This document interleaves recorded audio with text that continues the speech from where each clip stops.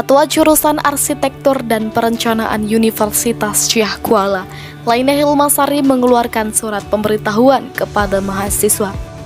Surat imbauan tersebut dikeluarkan sehubungan ada dosen yang mengeluh banyak mahasiswa bau badan, terutama saat asistensi. Sehubungan dengan peristiwa tersebut, para mahasiswa diminta untuk membaca panduan tentang mengurangi bau badan.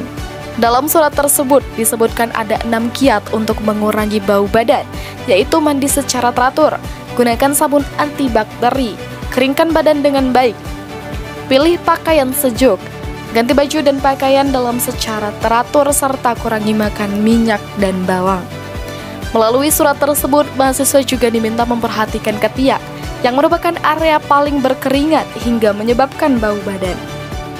Untuk bagian ketiak, mahasiswa diminta menggunakan antipersipten, daun sirih, cukai apel, baking soda, jus lemon, tea tree oil.